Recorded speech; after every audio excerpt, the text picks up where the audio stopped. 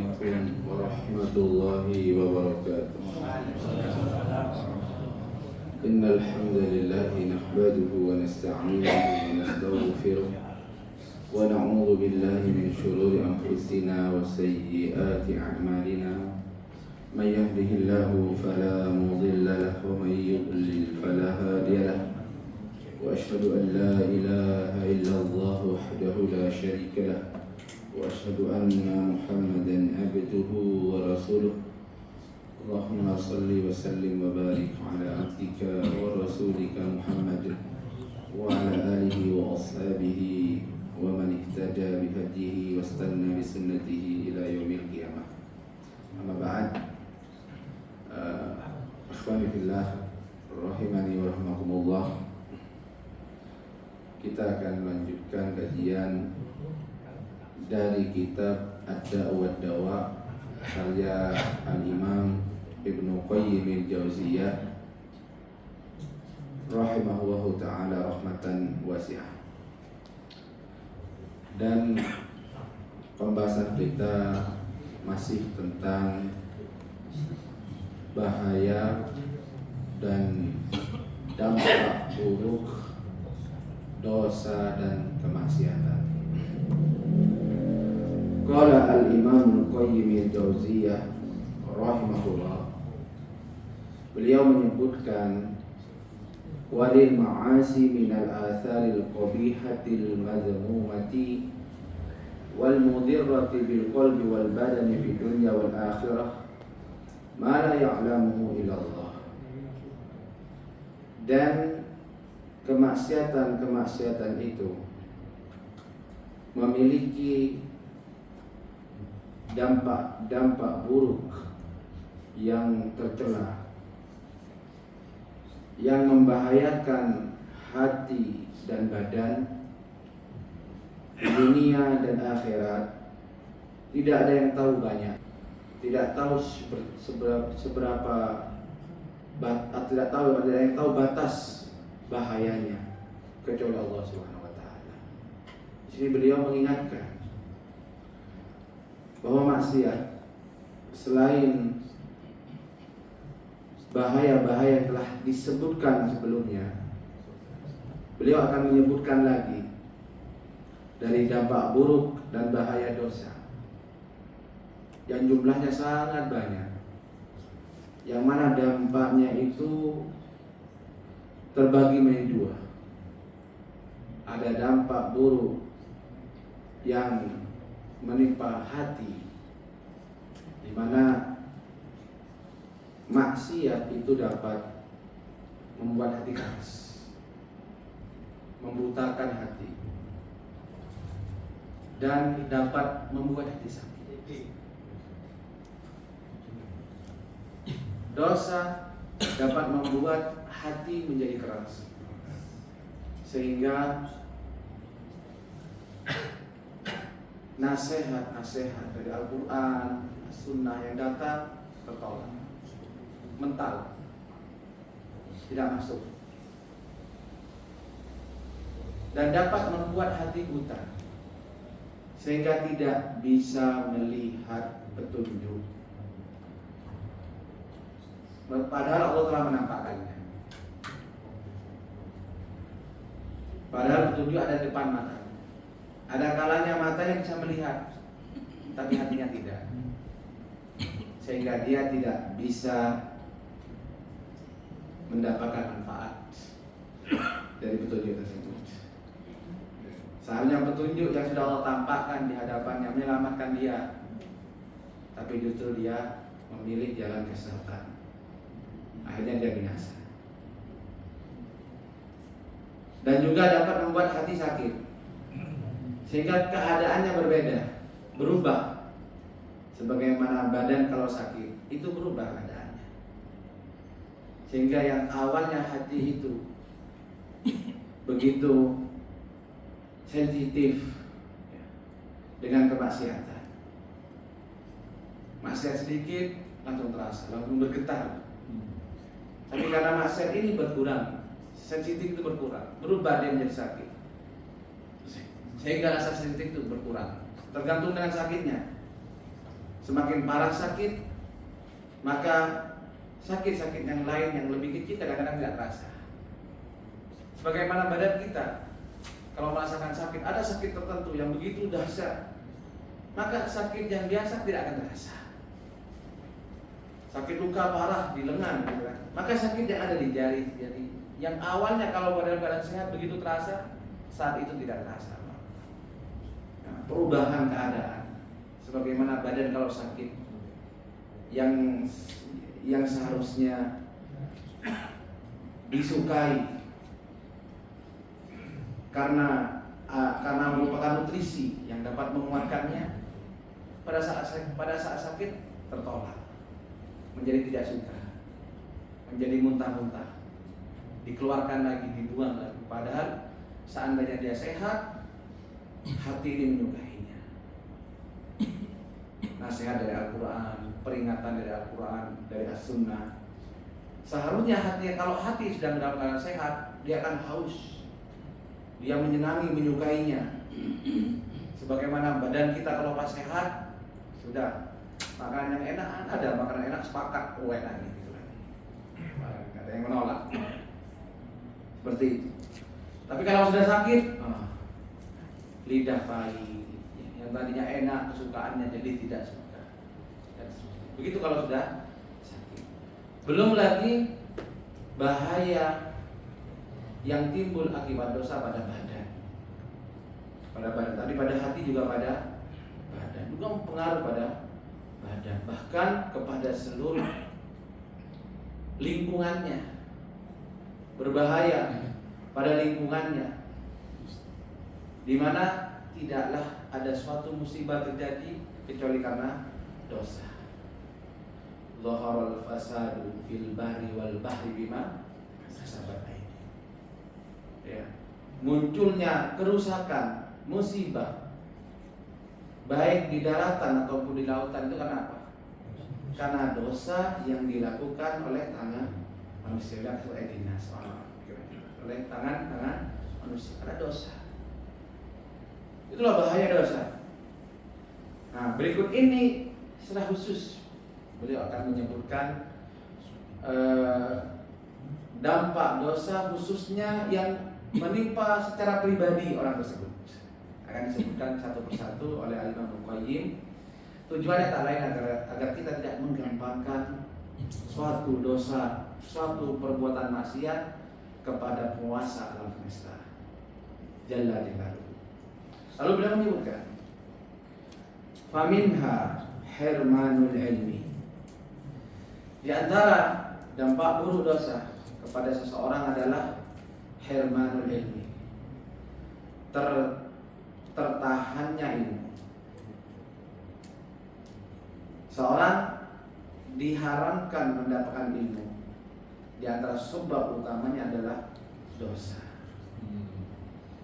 Fa innal ilma nurun yaqdhifu Allah fil qalb.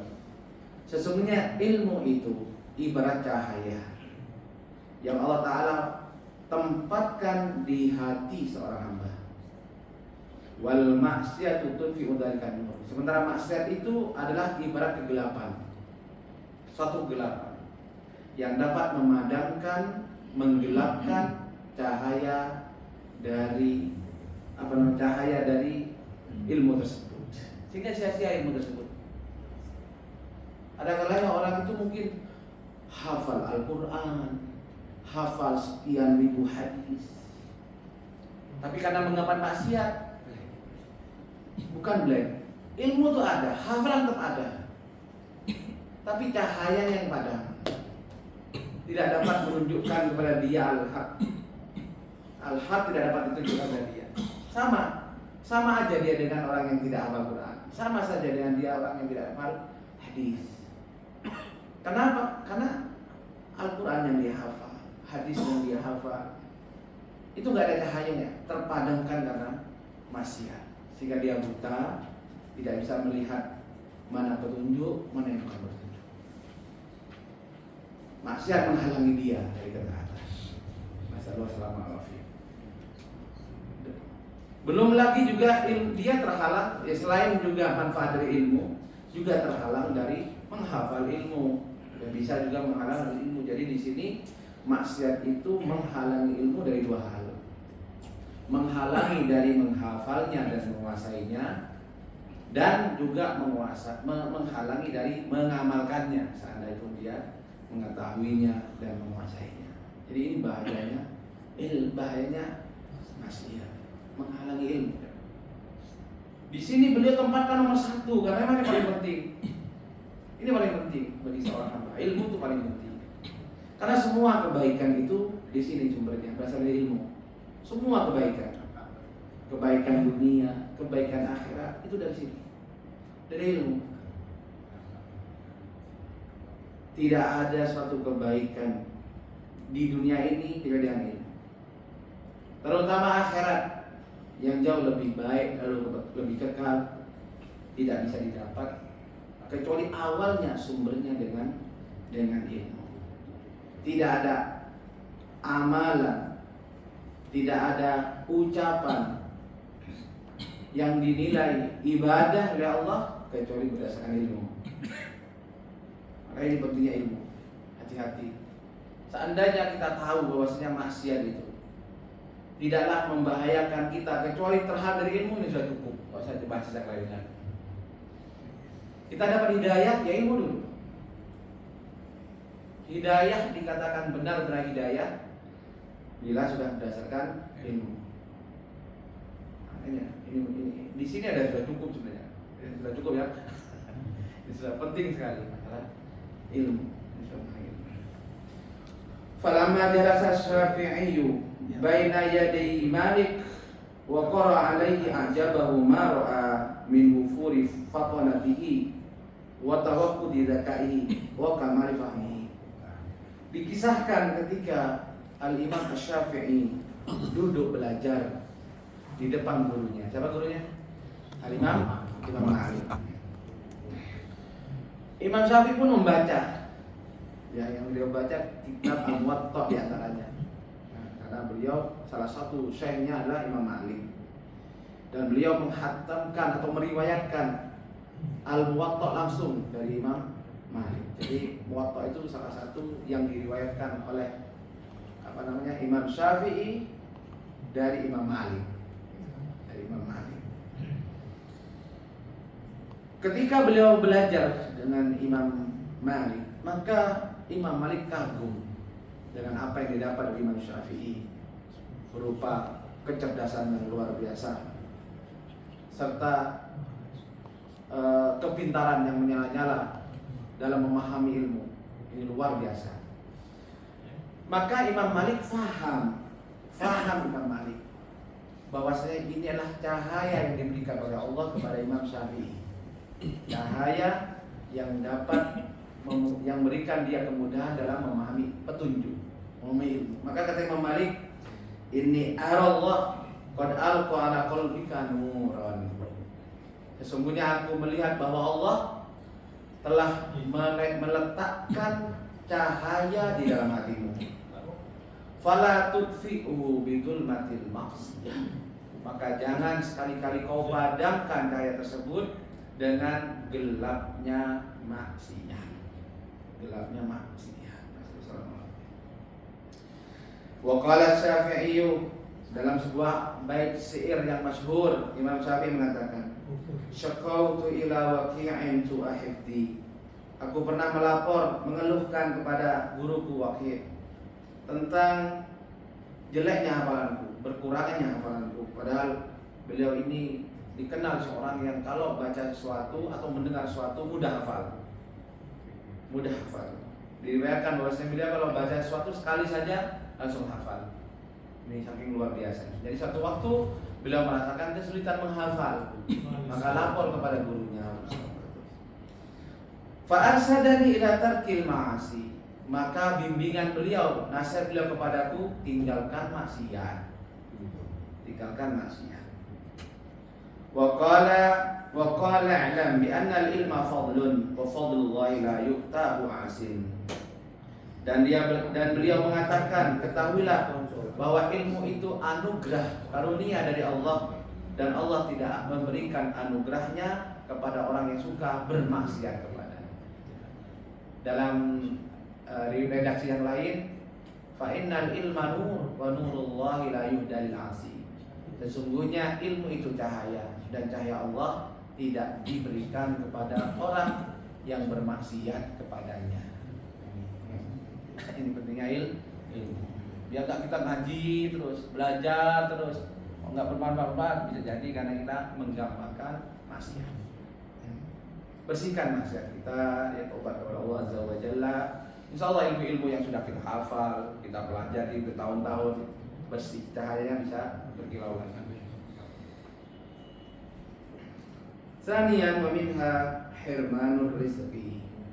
Kemudian yang kedua, di antara pengaruh buruk, dampak buruk dari kemaksiatan adalah tertahannya rezeki.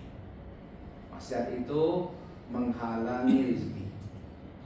Bisa menghalangi keseluruhan, bisa menguranginya, dan lain sebagainya.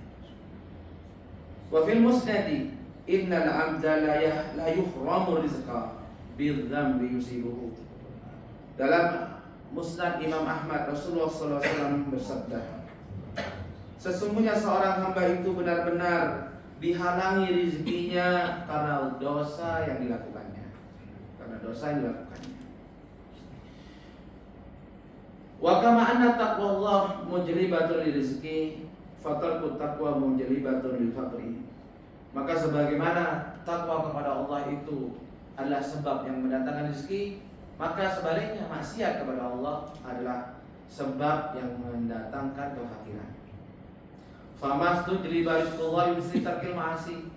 Tidaklah didapat rezeki dari Allah Subhanahu wa taala melebihi atau seperti dengan cara meninggalkan kemaksiatan. Mungkin ada yang tanya, Ustaz, orang-orang kafir itu kok kaya? Orang-orang kafir itu kok kaya? Para ulama menjawab, jawabannya adalah sesungguhnya mereka kaya itu karena yustadraju. Mereka sedang dihukum oleh Allah dengan al-istidraj. Mereka sedang dihukum, hakikatnya sedang dihukum oleh Allah dengan al-istidraj. Adapun harta yang berkah itu, adapun orang-orang yang beriman, orang-orang yang bertakwa, diberikan harta oleh Allah, untuk menolong dia dalam ketaatan. Itulah hakikat harta. Hakikat harta yang sebenarnya yang bermanfaat disebut harta bermanfaat, itu harta yang menolong kita untuk taat kepada Allah Azza wa Jalla. Orang-orang kafir ada nggak yang dibuat ketaatan? Tidak ada. Yang seperti ini istidraj namanya. Istidraj namanya. Termasuk orang mukmin sama. Semuanya, bukan cuma harta saja, masuk juga jabatan, pangkat, termasuk anak-anak, semua fasilitas yang kita punya Allah berikan kepada kita. Kita introspeksi diri kita lihat, apakah menolongku untuk bertaat kepada Allah atau tidak, atau justru memudahkanku kepada maksiat. Terus bagaimana ternyata mudah maksiat? Apa dibuangnya? Enggak. Bertobat kepada Allah SWT. Bertobat kepada Allah Ta'ala. Pintu tobat itu dibuka lebar-lebar. Dibuka lebar-lebar Allah Ta'ala. Ya. Bertobat kepada Allah, diperbaiki, ya, diarahkan kepada apa yang Allah Ta'ala inginkan. Nah, itulah makna harta yang bermanfaat. Itulah makna ilmu yang bermanfaat. Itulah makna jabatan yang bermanfaat. Hatta ilmu sama, ilmu pun demikian. Ilmu pun demikian. Ketika Allah Ta'ala mudahkan kita, diberikan ilmu, menghafal, memahami Al-Quran, Sunnah, kitab-kitab para ulama, lantas apa yang kita lakukan dengan ilmu kita? Apakah membuat diri kita semakin dekat kepada Allah atau tidak?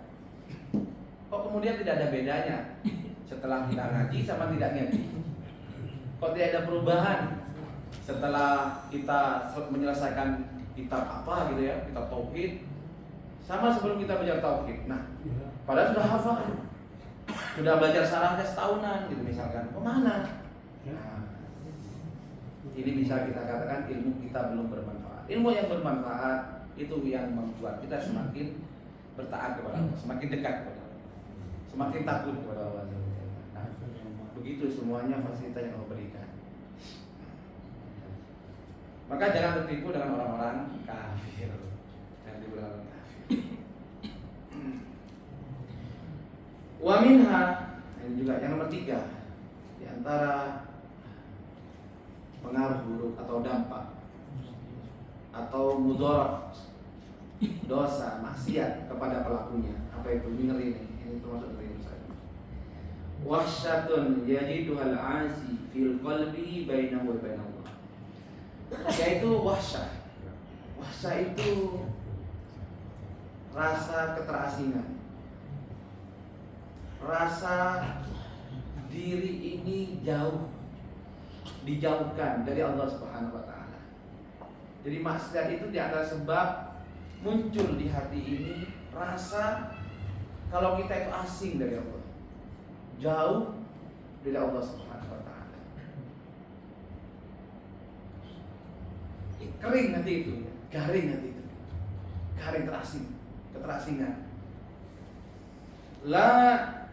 La tuwazinuha wa la tuqarilatun asran, sehingga dia sama sekali tidak mendapatkan kelezatan di hatinya, sama sekali kering sekali, kering. Dan ini tergantung dengan kadar dosanya yang membuat hati ini jauh. Hati ini jauh. Dimana semakin besar dosa semakin jauh, dan semakin jauh semakin kering. Dan semakin kering, Allah. Seandainya dia ada keinginan untuk taat, itu pun tidak ada kesenangan di dalam hatinya. Tidak ada kesenangan. Seharusnya hati ini kalau benar-benar sehat, bagus, itu kalau melihat ketaatan bisa dia kerjakan, ya seperti menghadapi buka puasa gitu ya. Ada makan lezat, kebutuhan, itu sudah nggak bisa ngerim. Ya. Tunggu azan sambil pegang air gitu. Itu sebenarnya seharusnya seperti itu. Tapi gara-gara maksiat, ya, kelezatan hilang, semakin jauh dia. Semakin jauh dengan ketaatan, tidak dekat dengan Allah. Kedekatan yang seharusnya dia merasakan lezat dengan itu hilang, berkurang. Ini mengerikan ya. Ini sebenarnya sangat mengerikan. Kalau malah karena tidak kelihatan, tidak kelihatan, tapi benar-benar dirasakan. Makanya orang seperti ini kadang gelisah. Kenapa ya? Ada apa ya? Oh nggak enak, nggak enak sama sekali. Berat mau melangkah sholat, berat, jauh, cemas, sering galau. Tidak ada kelezatan bukan. Walau ijtama adahu ladzatu dunya bi asarriha lam tafi bitil kalwas. Jadi dia tidak merasakan suatu kelezatan sama sekali, meskipun telah terkumpul untuknya semua kelezatan dunia ada di dia. Dia seorang raja, lengkap kekuasaannya, lengkap kekayaannya, kelezatan di hadapannya ada semua bentuk makanan, semua bentuk dayang, permaisuri, hilang. Tidak ada lezat-lezatnya. Hanya melampiaskan hawa nafsu. Habis makan kenyang selesai, kering. Kata beliau, lam tafi bitil kahwasa, sama sekali tidak dapat memuaskan rasa kering, rasa keterasingan, rasa keterjauhan dari antara hati ini dengan sang penciptanya.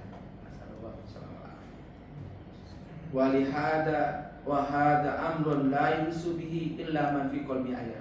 Ini kemudian ada catatan penting. Dan ini tidak dirasakan kecuali orang yang masih ada dalam hatinya kehidupan. Adapun sudah mati nggak terasa, kan sudah mati, sama sekali tidak terasa. Karena udah mati dia, hati ini kan sudah mati, nggak akan merasa jauh. Bahkan sudah sebaliknya, saya bilang sudah sebaliknya. Seharusnya satu kemaksiatan dilakukan itu terasa jauh, terasa sedih, buat dia sedih dan sebagainya. Tapi ketika sudah mati, udah nggak terasa apa-apa. Ketaat, justru maksiat yang buat dia senang. Itu tak ubahnya seperti duri yang menusuk mayit, ya, atau seorang yang menikam orang sudah mati. Emang orang mati bisa merasakan tikaman? Kan enggak. Sama dengan hati kalau udah mati, percuma. Maksiat nggak terasa, harus maksiat terasa. Maksiat sekecil apapun bagi orang yang beriman itu rasa takut tuh ada, rasa keterasingan tuh ada, wajar kan? Setelah logika aja, setelah logika aja. Kalau kita menghormati seseorang, dia guru, orang tua, kemudian kita melanggar aturannya, pasti ada ketakutan di hati. Ada ketakutan yang tersimpan, di mana itu membuat dia kalau ketemu itu nggak seperti biasanya. Ada rasa ya yang tadinya ketemu harus salam ahlan bekhair, itu cari jalan yang lain, takut dan sebagainya. Dan itu ada di hati, apalagi kepada Allah SWT. Maka hati ini penuh ketakutan. Nah, iya gak enak, itu gak enak. Sampai bertobat. Makanya yang seperti itu sudah bertobat kepada Allah, akui kesalahannya, bertobat, tidak mengulangi lagi. Maka begitu tenang, sama kan? Kalau kita bersalah kepada orang kita hormati, gak tenang kita. Apalagi kita kuliah misalkan, belum lulus lagi, sudah semester tinggi lagi, tambah takut nih, takut ketahuan. Apalagi ini sama Allah ketahuan, ketahuan. Cuma Allah tutupi, takut dia. Apalagi sudah ketahuan dan ditutupi, ketahuan ditutupi. Aduh, dia tahu sama kelakuan saya, gitu kan? Gak enak kalau ketemu. Aku sedih, pikiran, gundah. Nah, apalagi berapa? Maka tobat. Dalam keadaan ini tobat. Gak ada enaknya bermusuhan dengan Sang Pencipta. Gimana enaknya di mana? Rezeki dari Allah, perlindungan dari Allah Subhanahu. Tobat kepada Allah. Minta ampun. Ya, azam yang kuat untuk tidak mengulangi lagi. Dan azam yang kuat untuk memperbaiki perbuatan kita. Falau lam tutraqil dzunub illa hadaran min wuqu'i tilkal waqsah lakana al-aqilu hariyan bitarbiha. Lalu beliau nasihati, seandainya dosa itu tidak ditinggalkan kecuali karena keadaan ini, karena hukuman ini, sungguh itu sudah cukup bagi orang-orang yang mau menggunakan akalnya. Wa syakka rajulun ila ba'dil arifin muhasyatan yajidu fi nafsi wa qalahu. Lalu ada seorang melaporkan rasa gundah tersebut, rasa keterasingan tersebut kepada seorang yang bijaksana. Lalu beliau menasihati, idza kunta qad auhasyatka dzunub, apabila engkau mendapati rasa keterasingan tadi disebabkan oleh dosa-dosa, fadahha, maka tinggalkanlah dosa tersebut. Taubatnya tinggalkan dosa, bertobat. Walaisa 'alal qalbi amaru min wasatil dzambi 'alal dzambi, wallahu musta'an. Tidak ada yang lebih pahit, tidak ada rasa yang lebih pahit di dalam hati melebihi rasa keterasingan dari Allah, yang ditambah lagi keterasingan semakin terasing dari Allah Subhanahu wa ta'ala. Tidak ada. Itulah keadaan yang paling menakutkan di dalam hati kita. Baik, kemudian yang keempat. Wa minha al-wahsyatul lati tahsul baina banas. Nah, kalau tadi keterasingan dari Allah Azza wa Jalla, berikutnya keterasingan dari sesama manusia. Ini sudah saya isyaratkan tadi. Ya, bahwasanya dosa itu juga bisa membuat orang merasa terasing, merasa terjauhkan dari orang-orang. Terutama dari orang yang dicintai pastinya. Dari orang yang dia hormati. Ya kan, kalau dia salah, semakin itu orang yang dihormati semakin gak enak dia, semakin resah sampai benar-benar minta maaf, mengakui kesalahannya sebagainya. Bukan di sini. Wala siyama ahlal khairi minhum, terutama orang-orang yang baik, terutama orang-orang yang baik, ahli ilmu, ahli ibadah, dan orang-orang yang dihormati. Fa innahu yajidu wahsyatan bainahu bainahum, sesungguhnya dia benar-benar merasakan rasa keterasingan itu dengan mereka. Kullama qawiyatil kalwasatu ba'uda minhum wa min mujalasatihim. Sungguh semakin kuat rasa keterasingan tersebut, ya berarti karena dosa-dosanya semakin banyak. Maka semakin dia akan menjauh dari bertemu dengan mereka dan duduk di majelis-majelis mereka. Gara-gara apa? Gara-gara dosa. Sehingga apa akibatnya ketika jauh sama orang-orang ahli ilmu gitu kan? Apa akibatnya? Hurima barakatil intifa'i bihi. dia pun terhalang, diharamkan tidak mendapatkan manfaat dari mereka karena jauh dari mereka. Wa kullama wa qurba min hizbi syaitan. Nah, sebaliknya dia dekat dengan golongan-golongan syaitan. Bi qadri ma ba'uda min hizbi rahman, dan itu sesuai dengan jauhnya dia dengan orang-orang yaitu Hizbur Rahman. Hizbu itu golongannya Ar-Rahman. Kan begitu. Orang itu harus berjalan. Dan dalam perjalanan itu orang terbagi menjadi dua. Ada golongan Allah, golongan Ar-Rahman, ada golongan Asy-Syaitan. Dan semakin orang itu jauh dari golongan Ar-Rahman, pasti dia mendekatnya kepada golongan Asy-Syaitan.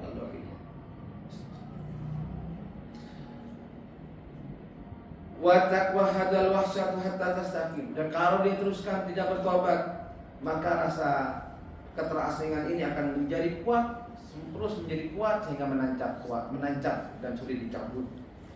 Fataqu bainahu wa baina imraatihi wa waladihi wa aqaribihi wa bainahu wa baina syuf.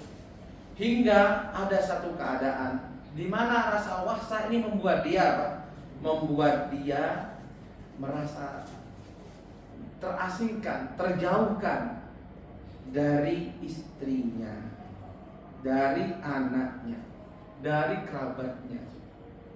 Dampak itu pun dia rasakan dari akhlak anaknya, dari akhlak istrinya. Bahaya. Bahkan antara dia dengan dirinya sendiri. Ini hukumannya luar biasa. Satu dosa hukumannya luar biasa. Dari tadi sama, ada 1, 2, 3, 4, 4. Itu satu dosa ya. Itu bisa mendatangkan 4 dampak ini semuanya. Pengaruh sama istri dan anaknya. Fatarahu mustafhisan bi nafsihi, kita dapat dia justru sudah enggak sama dirinya sendiri aja enggak nyaman. Jadi di antara wasa itu merasa tidak nyaman. Ya. Merasa tidak nyaman dengan keluarganya, tidak nyaman dengan anaknya. Bahkan anaknya nggak nyaman sama dia atau istrinya juga nggak nyaman sama dia.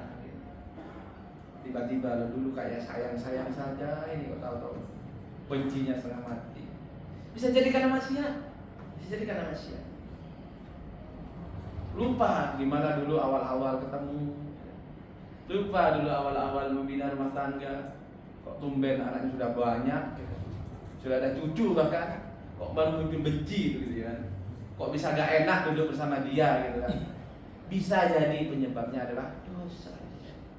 Tidak. Kalau diperbaiki. Wa qala ba'du salaf. Ini ada satu contoh. Ada sebagian salaf dahulu ada yang mengatakan, inni la'asilah. Sesungguhnya aku benar-benar pernah melakukan maksiat kepada Allah Subhanahu wa ta'ala. Fa'ara dzalika fi qulubi dzabati wa ba'ti. Dan aku melihat dampaknya itu pada perubahan akhlak atau perbuatan atau kelakuan pada tungganganku juga pada istriku. Pengaruh. Ya, anak kok nggak kelihatan kan? Gitu kan? Saya nggak kelihatan. Yang nemen berarti kita ini sudah. Sehingga nggak terasa. Bukan nggak ada pengaruh, ada. Cuma nggak terasa, saking parahnya hati kita sehingga tidak merasakan pengaruh itu. Ini kan yang bahas ya orang-orang ahli takwa. Jadi maksiat sedikit langsung terlihat dampaknya. Sebagaimana Imam Syafi'i tadi melakukan maksiat dalam satu riwayat disebutkan beliau itu hanya melihat betis yang tersingkap. Pergi ke pasar ada wanita betisnya tersingkap gitu kan. Melihat. Lalu pulang terasa pada hafalannya. Langsung terasa. Kenapa? Karena dia ahlu takwa. Ya, hatinya bersih. Sehingga ketika kena noda langsung kelihatan nodanya. Ibaratkan air bersih jernih, noda sedikit kelihatan. Tapi kalau keruh, noda keruh, antum masukkan telek, ini juga nggak kelihatan, Itu gambarannya seperti itu. Makanya kalau kita banyak melakukan maksiat, kok saya nggak merasakan apa-apa gitu kan? Itu karena keruh. Ya, letong ini juga nggak terasa, mana nggak kelihatan. Memang airnya keruh. Tapi kalau dia bersih, maka noda setitik pun kelihatan. Noda setitik kelihatan. Dan itu jangan dianggap ya itu bagus. Jangan dikira kalau begitu banyak karena dosa nanti juga kebal. Enggak gitu. Enggak begitu. Kalau kalian sakit itu kan bahaya kan itu, kalau kemudian sakit parah, ini nggak terasa, ini nggak terasa, tahu-tahu sudah nggak bisa bangun gitu aja. Tapi kalau badan kita sehat gitu kan, normal, sakit dikit kan cepat diobatin, cepat ini dan sebagainya. Itulah hati sebenarnya. Itu yang hati sebenarnya bisa digambarkan dengan badan kita dalam merespon itu.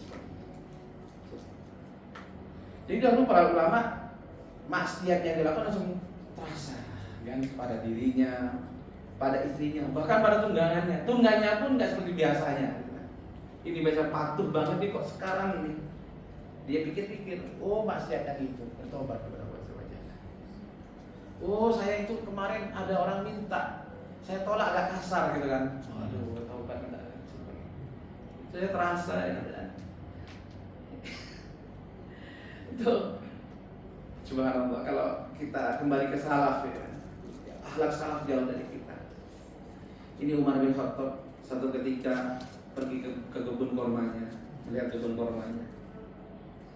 Asik di kebun korma, ya kan, sampai sore dia pulang, ketinggalan salat berjamaah, ya kan, berjamaah.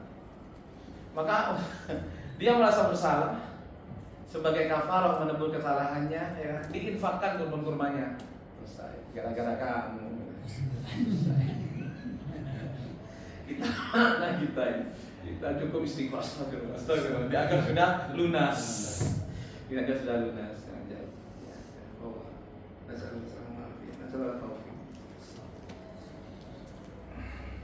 nggak harus sama sih, nggak harus sama. Memang kita nggak bisa ngejar mereka, nggak bisa ngejar mereka, nggak bisa. Tapi kita berusaha mengikuti mereka, gitu, karena seorang itu akan dibangkitkan dengan orang yang diikuti. Semoga Allah Ta'ala mengumpulkan kita dengan para sahabat Nabi SAW.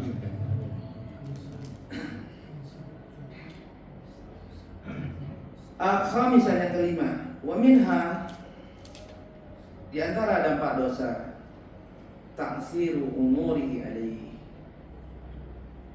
Dosa itu akan menyulitkan urusan-urusannya, membuat urusan-urusannya sulit.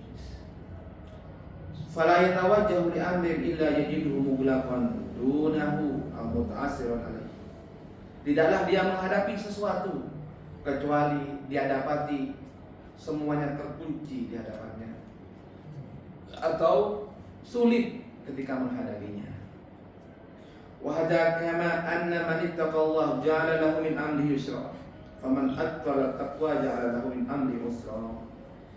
Ini sebagaimana orang yang bertakwa kepada Allah Azza wa Jalla, Allah berikan kemudahan untuknya, Allah berikan jalan keluar dalam setiap urusannya.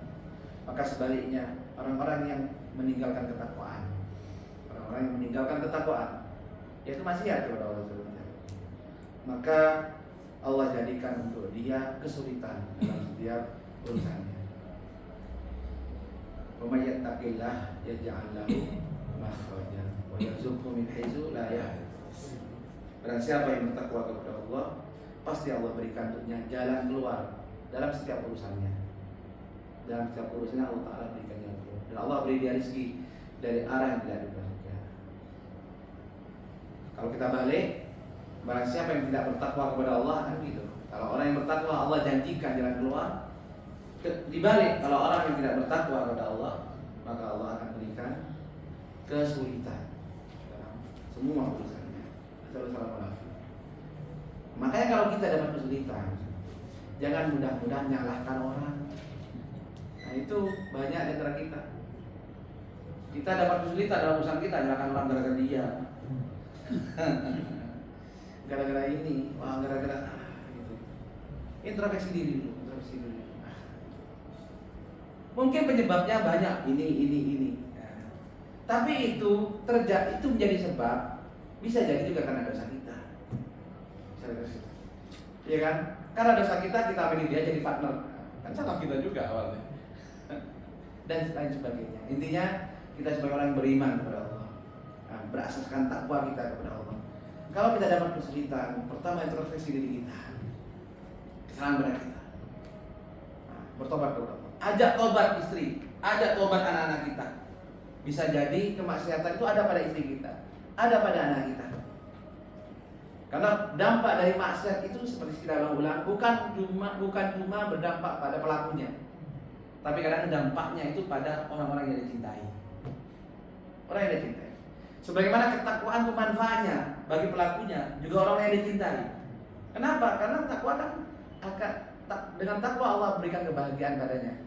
Dan di antara bentuk kebahagiaan baginya adalah dia melihat kebahagiaan pada orang-orang yang dicintai. Maka sebaliknya hukuman maksiat itu membuat dia sedih. Dan di antara yang membuat dia sedih adalah musibah yang menimpa, yaitu orang-orang yang dia cintai. Maka bertobat kepada Allah. Ajak orang-orang sekitar kita bertobat kepada Allah. Bisa jadi itu utamakan. Jadi kalau kita, ya semoga Allah jauhkan kita dari musibah dan musibah. Dan dunia tempat ujian. Dunia tempat ujian. Langsung kita introspeksi diri. Wa asabakum min musibatin fa bima kasabat aydikum. Tidaklah suatu musibah menimpamu melainkan itu akibat dari ulah atau dosa yang kamu perbuat dengan tangan. Introspeksi diri.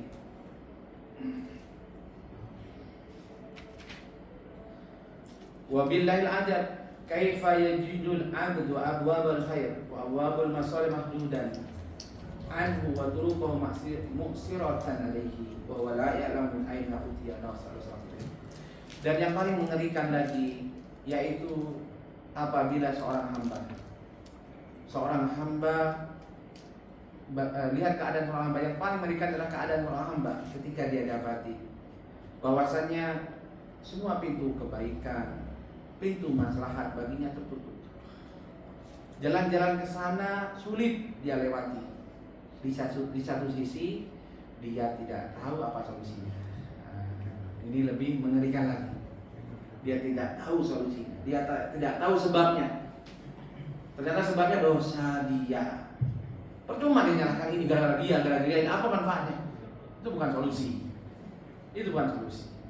Cuma nyalakan ini, malah tambah sakit hati. Seandainya dia tidak begini, seandainya dia tidak pergi, seandainya dia tidak tidur, seandainya kuncinya ditutup, tambah sakit hati. Nah, introspeksi diri dulu itu lebih baik, dan itulah jalan keluarnya.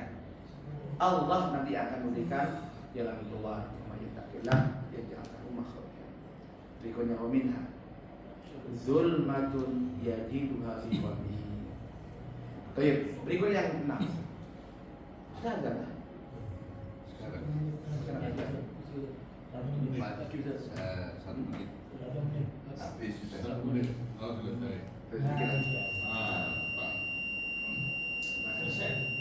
Selesai. Cukup. Baik. Ini sampai 6 aja, ini baru 5. Dan poin-poin yang lain lumayan masih banyak, insyaallah. Semoga apa yang disampaikan dalam ini bermanfaat bagi kita semua. Semoga Allah SWT menjauhkan kita dari maksiat, memudahkan kita dalam ketaatan, memberikan kita istiqomahan sampai akhir hayat kita, memasukkan kita di surganya. Subhanallah bihamdika, asyhadu an la ilaha illa anta, astaghfiruka wa atubu ilaik. Sallallahu alaihi wa Muhammadin wa akhiru da'wana alhamdulillahi rabbil alamin. Assalamualaikum warahmatullahi wabarakatuh. Waalaikumsalam warahmatullahi wabarakatuh.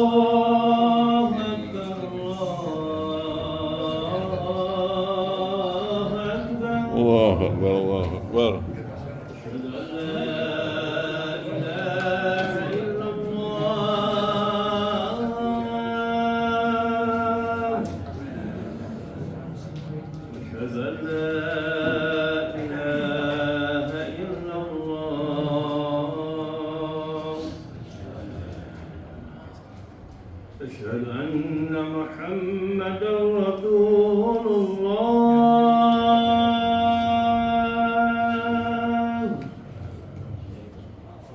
أشهد أن محمدا رسول الله.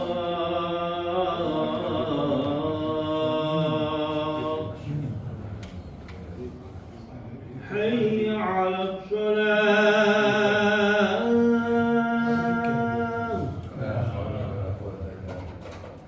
حي على الصلاة.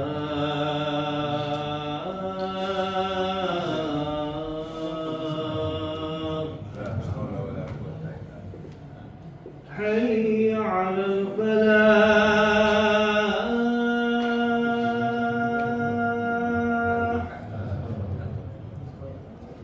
حي على الفلاح.